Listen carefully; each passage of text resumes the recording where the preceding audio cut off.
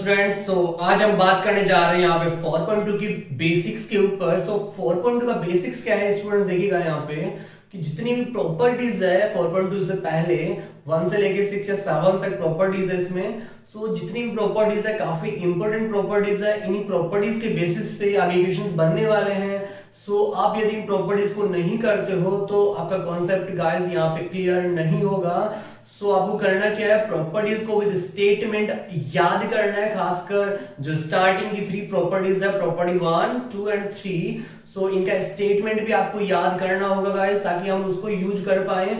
और एक चीज और बता दूं आपको कि प्रॉपर्टी 1 यदि आप बोल रहे हो या फिर रीड कर रहे हो या फिर राइट कर रहे हो, ऑलवेज प्रॉपर्टी वही होनी चाहिए जो आपकी बुक के अंदर है, वो फर्स्ट वाली। ठीक है, ऐसा नहीं है कि प्रॉपर्टी 1 मैं राइट कर रहा हूं, प्रॉपर्टी 1 और उसका स्टेटमेंट प्रॉपर्टी 5 का राइट कर रहा हूं, तो ऐसा नहीं होगा। ठीक है, तो जब भी आप यहाँ पे बोर्ड एग्जाम में या कहीं पे भी आपके एग्जाम में आप यूज कर रहे हो, प्रॉपर्टी जो आप उसका जो ऑर्डर है उसी के अकॉर्डिंग हम यहाँ पे यूज करेंगे। और मैं आपको बता दूं गाइस कि जो बोर्ड क्लास आपकी 12th क्लास है, उसमें सबसे ज्यादा लापरवाही आप 12th क्लास में ही करने वाले हो। मेरी आपको सलाह होगी कि जो भी आपके पास टाइम बचा है उसको आप तरीके से यूटिलाइज करिए, तरीके से आप इंप्लीमेंट कर पाए। उसके लिए आपका टाइम मैनेजमेंट होना जरूरी है। तो जितना आपके पास टाइम बचा है उसको बेटर तरीके से आप चेंज कीजिए, बेटर तरीके से आप इंप्लीमेंट कीजिए गाइस।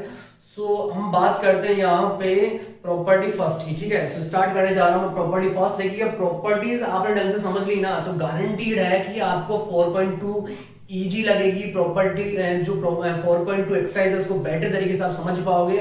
प्रॉपर्टी को समझना जरूरी है, इसलिए आपको यदि इस टॉपिक को समझना है, इस लेक्चर को आप लास्ट एंड तक जरूर देखिएगा स्टूडेंट्स। मैं यहाँ पे बात करने जा रहा हूँ प्रॉपर्टी फर्स्ट की। ठीक है, प्रॉपर्टी फर्स्ट देखिए क्या है, यहाँ पे मैं राइट कर रहा हूं यहाँ पे प्रॉपर्टी फर्स्ट। तो पहले तो स्टेटमेंट राइट करता हूं उसका। अब स्टेटमेंट क्या है, देखो यहां पे बात करते हैं हम क्या, the value of determinant, the value of determinant, the value of determinant, the value of determinant remains unchanged, remains unchanged, remains unchanged if its rows and columns are interchange। ठीक है, इसका मतलब क्या है कि उस डिटरमिनेंट की जो वैल्यू फाइंड आउट करते हैं हम एक्सपेंड करके, उसकी जो वैल्यू है वो उसमें कोई चेंजेस नहीं होगा यदि हम उसकी रोज को कन्वर्ट कर दे कॉलम्स के अंदर। ठीक है, जो 3 रोज हो गया आपके पास, 3 ऑर्डर 3 वाले डिटरमिनेंट के अंदर, यदि तीनों रो को हम कन्वर्ट कर दे तीनों कॉलम में, या तीनों कॉलम को हम कन्वर्ट कर दे तीनों रो के अंदर, तो उसकी वैल्यू में कोई चेंजेस नहीं आएगा। इसका मतलब ये है, इसको समझते हैं हम तरीके से एग्जाम्पल के थ्रू। तो मैं यहाँ पे एग्जांपल ले लेता हूँ students. a is equal to, suppose कर रहा हूँ यहाँ पे a is equal to, suppose आपके पास 3 है, -4 है, 5 है, नेक्स्ट आपके पास 1 एंड -2 है, नेक्स्ट आपके पास 2, 3 एंड 1। ठीक है, ये मैंने एक एग्जांपल लिया है यहाँ पे। ठीक है, तो इसको समझने की कोशिश कीजिए। 3 -4 5 1 1 -2 एंड 2 3 1। अब देखो यहाँ पे साइन रूल यूज कर लेता हूँ मैं। यहाँ पे ये प्लस का बनेगा, ये आपके पास माइनस होगा, ये प्लस होगा। ठीक है, और ये कोई रटने वाली चीज नहीं है कि प्लस माइनस प्लस, ये इसका फैक्ट है, इसका लॉजिक है। कैसे देखो, यहाँ पे सपोज प्लस साइन यूज कैसे हुआ, देखो यहाँ पे जो 3 एलिमेंट आ रहा है किसका पार्ट, आपके पास a11 का पार्ट है। किसका पार्ट है, a11 का। ठीक है, तो इसका मतलब aij, हम किसी मैट्रिक्स को aij से शो करते हैं यहाँ पे aij से, तो यहाँ पे उस एलिमेंट से पहले रूल फॉलो होता है -1 की पावर i प्लस j वाला, -1 की पावर i प्लस j। ठीक है, -1 की पावर i प्लस j। तो देखो इसको आप कंपेयर कर लो दोनों को, तो i की वैल्यू क्या आ रही है, यहाँ पे 1 आ रही है। फर्स्ट क्या है, 1 है, सेकंड क्या है, j की वैल्यू भी 1 है, तो यहाँ पे यूज कर दो। तो -1 टू दी पावर क्या हो गया, 1 + 1 हो गया। ठीक है, -1 की पावर कितनी हो जाएगी, 2 हो जाएगी। तो -1 की पावर यदि 2 हो तो वैल्यू क्या देगा आपको, प्लस का 1 देगा, तो पॉजिटिव 1 मिलेगा। इसलिए साइन कैसा यूज हुआ है, यहाँ पे प्लस का यूज हुआ है। उसके बाद देखिएगा यहाँ पे ये जो सेकंड एलिमेंट आ रहा है माइनस का 4, वो किसका पार्ट है, आपके पास a12 का पार्ट है। किस एलिमेंट का पार्ट है, a12 का। इसका मतलब यहाँ पे क्या होना चाहिए, -1 की पावर 1 + 2 होनी चाहिए, क्योंकि यहाँ पे i + j यूज करता हूँ। तो i की वैल्यू क्या है, यहाँ पे 1 है, और j की वैल्यू क्या है, 2 है, तो वैल्यू क्या देगा आपको, नेगेटिव देगा ये। तो यहाँ पे नेगेटिव साइन यूज हो गया। और आगे 5 जो है ना किसका पार्ट आपके पास a13 का पार्ट, इसका मतलब -1 की पावर i की वैल्यू क्या आएगी 1 और j की वैल्यू क्या आएगी 3। इसका मतलब क्या बना -1 की पावर 4 बनी, तो इसका मतलब क्या हो गया पॉजिटिव साइन ये देगा, इसलिए यहाँ पे साइन कैसा आ रहा है पॉजिटिव आ रहा है। तो आप देख रहे हो कि साइन कैसे यूज हो रहा है यहाँ पे, प्रॉपर्टी है साइन कैसा यूज हो रहा है यहाँ पे प्लस, यहाँ पे कैसा यूज हो रहा है माइनस का, यहाँ पे हो रहा है प्लस का, ठीक है। तो ऐसा हम यूज कर रहे हैं यहाँ पे, ऐसा कोई रटने वाली बात नहीं कि यहाँ पे ऑलवेज प्लस माइनस प्लस ही चलता रहेगा, ये डिपेंड करता है कि आपके पास आई और जे की वैल्यू क्या है, ठीक है। सो यहाँ पे हम फर्स्ट रो के अकॉर्डिंग एक्सपेंड करते हैं, तो राइट डाउन कर लोगे expanding along with r1। So r1 के अकॉर्डिंग आप एक्सपेंड करोगे, तो पहले 3 मैं राइट डाउन कर देता हूं बाहर। देखो इस डेल की वैल्यू निकालना चाह रहा हूं, डेल मतलब इस डिटरमिनेंट की वैल्यू फाइंड आउट कर रहा हूं मैं, ठीक है। So del is equal to 3। अब देखो कोरोस्पोंडिंग कॉलम कैंसिल, ठीक है, ये कोरोस्पोंडिंग कॉलम कैंसिल हो गया, कोरोस्पोंडिंग रो कैंसिल आउट होती है। तो उसके बाद 1 मल्टीप्लाई किससे होगा 1 से, तो ये मैंने राइट डाउन कर दिया। उसके बाद देखो माइनस साइन यूज होगा यहाँ पे माइनस, ठीक है, क्योंकि यहाँ पे जब इसको मल्टीप्लाई करके फिर उसके बाद इनको मल्टीप्लाई करके उससे पहले क्या था माइनस साइन आता है, ठीक है। सो अब देखो ये 3 मल्टीप्लाई -2 करूंगा तो माइनस का 6 देगा, तो माइनस का 6 इस माइनस से मल्टीप्लाई होगा तो क्या बन जाएगा प्लस का 6 बन जाएगा। समझ गए कैसे भाई, यहाँ पे इसके बाद है ना इसको मल्टीप्लाई करने के बाद माइनस साइन यूज करूंगा मैं। अब ये ऑलरेडी किसका बन रहा है 3 2 जा -6 बन रहा है, ठीक है, तो ये -6 ऐड कर दिया, तो माइनस माइनस क्या हो गया प्लस का 6 हो चुका है। उसके बाद देखो अब यहाँ पे साइन कौन सा यूज हो रहा है माइनस का, और ये भी किसका माइनस का है, तो माइनस माइनस क्या हो गया प्लस का 4 हो गया। उसके बाद देखिएगा आप कोरोस्पोंडिंग कॉलम कैंसिल है, कोरोस्पोंडिंग रो कैंसिल है। अब मल्टीप्लाई किससे होगा, ये 1 1 से होगा, तो 1 1 जा 1 आ गया। उसके बाद देखो फिर माइनस यूज करूंगा यहाँ पे, तो माइनस यूज किया, और उसके बाद 2 मल्टीप्लाई किससे होगा -2 से, तो माइनस का 4 बनेगा, बट ये आगे माइनस चल रहा है, इसका मतलब क्या बन जाएगा प्लस का 4 बन जाएगा, तो ये प्लस का 4 राइट कर लिया। अब उसके बाद प्लस का 5 राइट कर दो, ऐसे कैसे, तो यहाँ पे प्लस का 5 राइट डाउन कर दिया। उसके बाद कोरोस्पोंडिंग कॉलम कैंसिल किया, कोरोस्पोंडिंग रो कैंसिल की, 3 मल्टीप्लाई किससे होगा 1 मल्टीप्लाई किससे होगा 3 से, तो 3 बन जाएगा 3 आ जाएगा, और ये माइनस का 2 बन जाएगा। अब इसको सोल्व कर लो यहाँ पे। So del is equal to क्या देगा 7 + 3 = 21, और ये होगा आपके पास 5 + 4 5 × 4 = 20, एंड ये वैल्यू देगा आपके पास क्या प्लस का 5। तो वैल्यू क्या मिली आपको, देखो 3 - 2 क्या देगा 1, सो 1 × 5 = 5, 21 + 20 41, 41 + 5 = 46, तो इसके अंदर वैल्यू क्या आ रही है 46 आ रही है, ठीक है।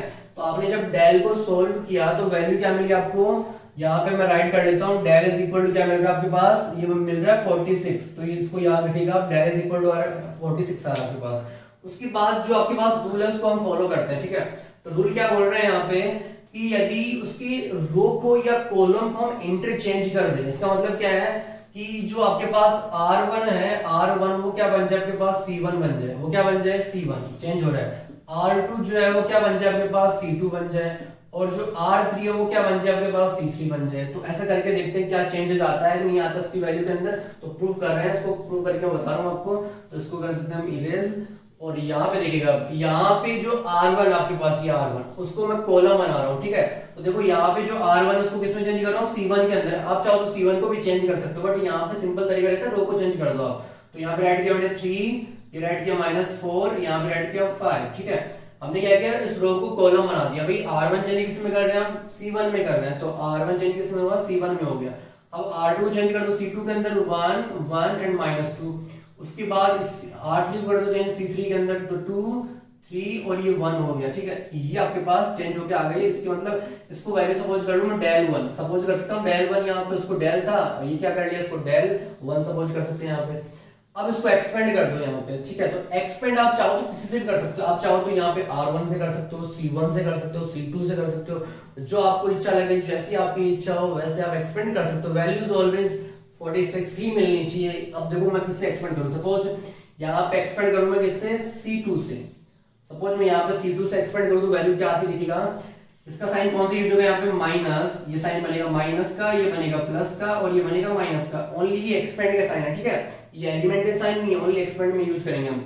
अब देखो यहाँ पे -1 तो चलेगा बाहर, भाई मैं del 1 की वैल्यू निकाल रहा हूँ यहाँ पे del 1, तो del 1 के अंदर -1 तो रनिंग करेगा बाहर की तरफ, तो यहाँ पे कोरोस्पोंडिंग कॉलम कैंसिल किया, कोरोस्पोंडिंग कॉलम कैंसिल आउट होता है, कॉलम आपके पास कोरोस्पोंडिंग रो कैंसिल आउट होती है। अब देखो यहाँ पे -4 और ये 1, तो आपके पास आएगा -4, ठीक है। उसके बाद बचा क्या आपके पास 5 और 3, तो ये बन गया -15, तो ये बन गया -15, भाई 5 × 3 करोगे तो माइनस बाहर चलेगा आपके पास, तो -15 आ गया। उसके बाद देखिएगा यहाँ पे साइन कौन सा यूज हो रहा है, प्लस का 1, तो प्लस का 1 मैंने बाहर राइट कर लिया। अब इस 1 के अकॉर्डिंग एक्सपेंड कर दो, इस 1 के अकॉर्डिंग, तो इस 1 के अकॉर्डिंग मैं एक्सपेंड करूंगा तो कोरोस्पोंडिंग कॉलम तो ये कैंसिल हो गया, कोरोस्पोंडिंग रो कैंसिल ये हो जाएगी आपके पास। तो एलिमेंट्स कौन से बचे आपके पास, 3, ये बना आपके पास 2 और ये बना 5 और ये 1 बना, ठीक है। वापस देख लो, इसको कोरोस्पोंडिंग कॉलम कैंसिल है, कोरोस्पोंडिंग रो कैंसिल है, तो 3 2 5 1, ये 3 किससे मल्टीप्लाई होगा, 1 से, तो क्या आ जाएगा आपके पास 3 आ जाएगा, ठीक है। उसके बाद इसको मल्टीप्लाई करूंगा 5 को 2 से, तो माइनस का 10 आएगा, क्योंकि माइनस में यूज करता हूं यहाँ पे, इसके बाद हम माइनस यूज करते हैं, ठीक है। सो अब देखो यहाँ पे क्या आपके पास एलिमेंट -2 है और एक्सपेंड में हम यूज करेंगे क्या, माइनस साइन, तो माइनस माइनस क्या बन गया, प्लस का 2 बन गया, तो आ गया प्लस का 2। उसके बाद देखो कोरोस्पोंडिंग रो कैंसिल की मैंने, कोरोस्पोंडिंग कॉलम कैंसिल किया है, तो बचा क्या 3 2 -4 और 3 यूज कर लो उसको, तो 3 3 से क्या बन जाएगा 9 बन जाएगा, माइनस यूज करूंगा और माइनस का 4, तो ये किसका माइनस का 4 है, माइनस का 4 मल्टीप्लाई किससे होगा 2 से होगा, तो माइनस का 8 बनेगा, प्लस माइनस माइनस बाहर चढ़ा तो प्लस का क्या हो जाएगा आपके पास 8 हो जाएगा। अब सोल्व कीजिए इसको, क्या आ रही है values, del 1 that is equal to, ये बना माइनस का 19 मल्टीप्लाई किससे होगा माइनस का 1 से, तो प्लस का 19 बन जाएगा। यहाँ पे देखिएगा माइनस का 7 मल्टीप्लाई प्लस 1 देन -7 आएगा। उसके बाद देखिए ये कितना बना आपके पास, ये बना 17 2 जा 34, तो प्लस में कितना आ गया 34 आ गया। अब सिंपलीफाई कर लो, यहाँ पे 34 को ऐड करेंगे 19 के साथ तो वैल्यू क्या देगा आपको, देखो यहाँ पे हम सोल्व करते हैं 34 माइनस 19, तो 14 माइनस 9 5 दे देगा आपको। यहाँ पे कितना बचा आपके पास 2 माइनस 1 इज 1, तो आपके पास वैल्यू क्या देगी आपके पास, सॉरी 34 ऐड करेंगे यहाँ पे, तो 34 में ऐड करेंगे 19 तो कितना हो जाएगा 13 1 एंड 4 5 53। अब 53 में से माइनस 7 देखो यहाँ पे दोनों को ऐड किया तो वैल्यू क्या आ रही है आपके पास 53 आ रही है। चेक करके दिखा रहा हूँ, ठीक है, डायरेक्टली वैल्यूज में ऐड कर सकता था बट हम थोड़ा बच्चे की तरह वो चेक कर रहे हैं इसको ना।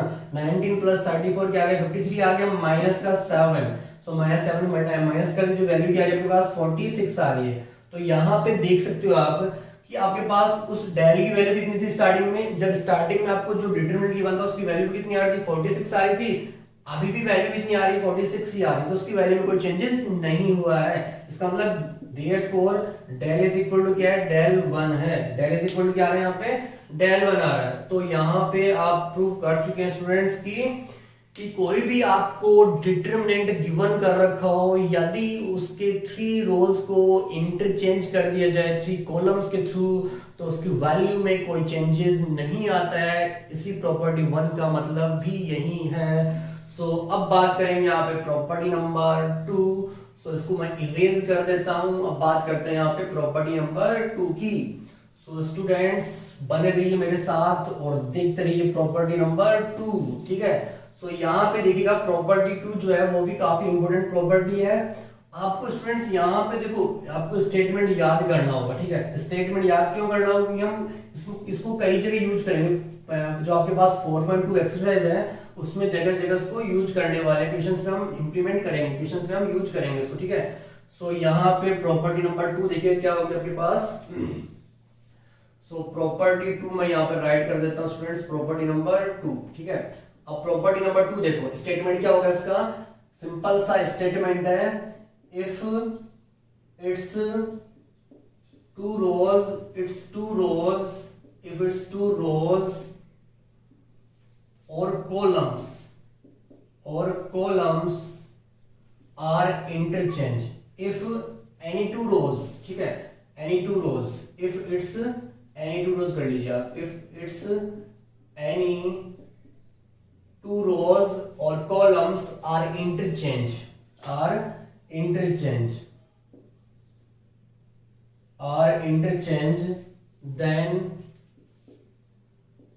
then sign of determinant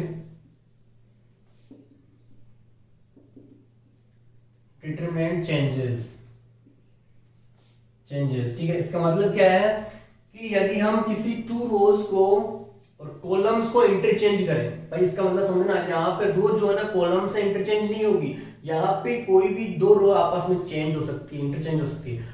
R1 R2 से चेंज हो सकता है, R2 R3 से चेंज हो सकता है, R3 R1 से चेंज हो सकता है। तो कोई भी 2 रो को आपस में चेंज करते हो या एनी 2 कॉलम्स को इंटरचेंज करते हो तो उस डिटरमिनेंट की वैल्यू में कोई चेंजेस नहीं आएगा, उसकी न्यूमेरिकल वैल्यूज तो सेम रहेगी बट उसका साइन चेंज हो जाएगा। कैसे देखो सपोज आपके पास कोई डिटरमिनेंट गिवन है a, ठीक है, उसकी आपने वैल्यू फाइंड आउट की। अब वैल्यू आ रही है आपके पास 100, कितनी आ रही है 100 आ रही है। अब मैंने क्या किया, यहाँ पे C1 को इंटरचेंज कर दिया किससे, C2 से। भाई यहाँ पे इसका मीनिंग क्या है कि कोई भी दो रो या कोई two rows and any two columns are interchange, ठीक है। सो यदि कोई दो रो या दो कॉलम्स यदि आपस में चेंज होते हैं तो वैल्यू में कोई चेंजेस नहीं आएगा, न्यूमेरिकल वैल्यूज में कोई चेंजेस नहीं आएगा, बट उसका साइन जो होगा वो चेंज हो जाएगा।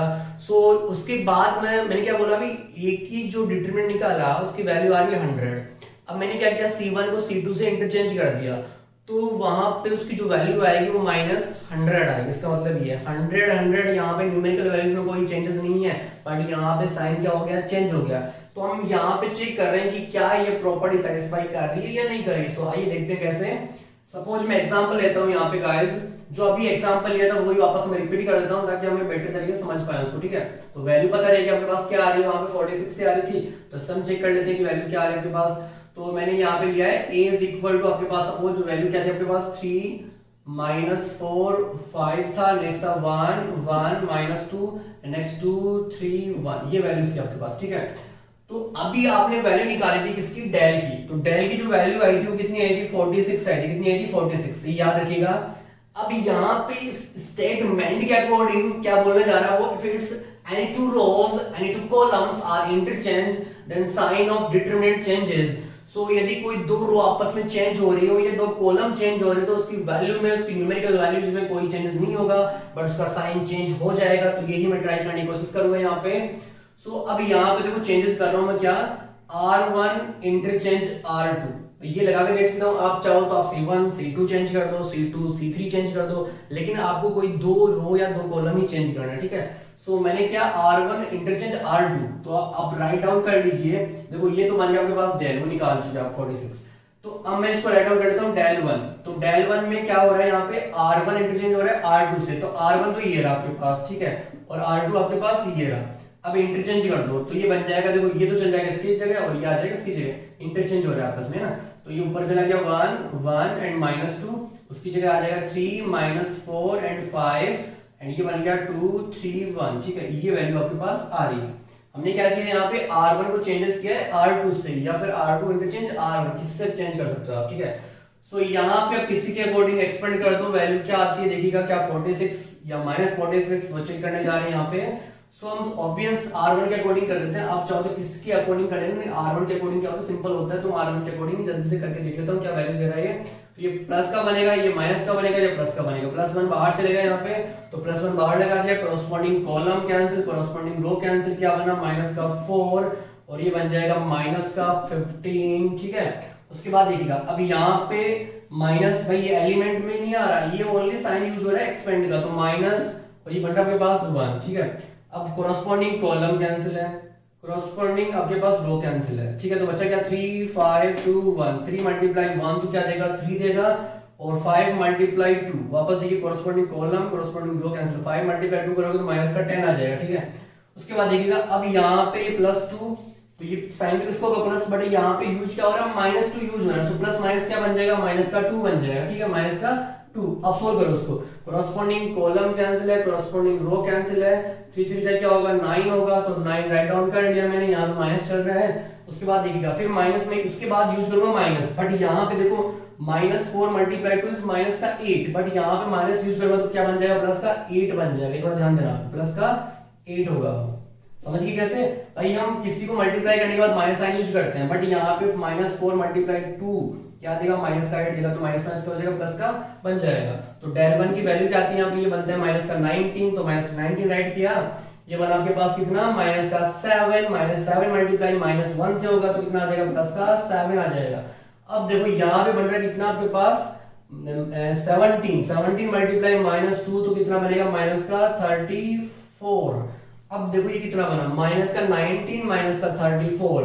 सो अभी क्या था, कितना आया था आपके पास, -63 आया था, कितना आया था, -63। सो पहले मैंने किया -34 और प्लस में -19, तो कितना बना आपके पास, ये बन रहा है आपके पास सॉरी 53, ये बन रहा है आपके पास -53 एंड उसके बाद +7 कर दो, -53 + 7 तो क्या देगा, -46। तो देखो यहाँ पे सोल्व करने के बाद जो वैल्यू बन रही स्टूडेंट्स को कितनी बन रही थी, देखो स्टार्टिंग में डेल की वैल्यू आ रही थी 46, हमने यहाँ पे चेंजेस करके देखा R1 इंटरचेंज R2, या फिर आप कर सकते हो C1 इंटरचेंज C2। तो आपको कोई भी दो रो या कोई भी दो कॉलम यहाँ पे चेंज करने हैं प्रॉपर्टी 2 के अकॉर्डिंग। क्या है यहाँ पे कि any two rows any two columns are interchange then value of determinant यहाँ पे जो होगी वो चेंज नहीं होगी, न्यूमेरिकल वैल्यूज में कोई चेंजेस नहीं आएगा, but sign of determinant are changes, जो साइन ऑफ डिटरमिनेंट होगा वो चेंज हो जाएगा। ठीक है, सो यहाँ पे देखिए वैल्यू क्या मिली आपको -46 मिली। इसका मतलब ये हुआ कि जो डेल था वो किसके इक्वल है, -del1 के इक्वल है, del is equal to -del1, इसका मतलब ये है। ठीक है, सो ये प्रॉपर्टी 2 थी। अब बात करते हैं सिंपल सी प्रॉपर्टी है, प्रॉपर्टी नंबर 3, तो साथ साथ में बात कर लेते हैं प्रॉपर्टी नंबर 3 की। सो यदि आपको पसंद आया हो ये प्रॉपर्टी फर्स्ट एंड सेकंड, तो वीडियो को लाइक करना ना भूले गाइस। सो यहाँ पे प्रॉपर्टी 3 में बताता हूँ आपको क्या है। सो प्रॉपर्टी 3 बिल्कुल सिंपल है, कुछ भी नहीं करना आपको, एक बार रीड कर लेना है उसको। अब देखो कैसे यहाँ पे हम यहाँ पे प्रूव करेंगे इसको, वो देखिएगा, वो सिंपल सी प्रॉपर्टी। ठीक है, तो मैं यहाँ पे राइट डाउन कर लेता हूँ उसको, प्रॉपर्टी नंबर 3, ये राइट डाउन किया मैंने प्रॉपर्टी नंबर 3। इसका मतलब क्या है प्रॉपर्टी 3 का, देखो if any two rows or columns of a determinant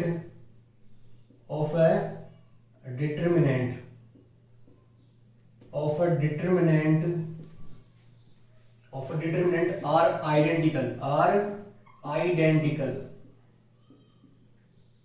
identical, then value of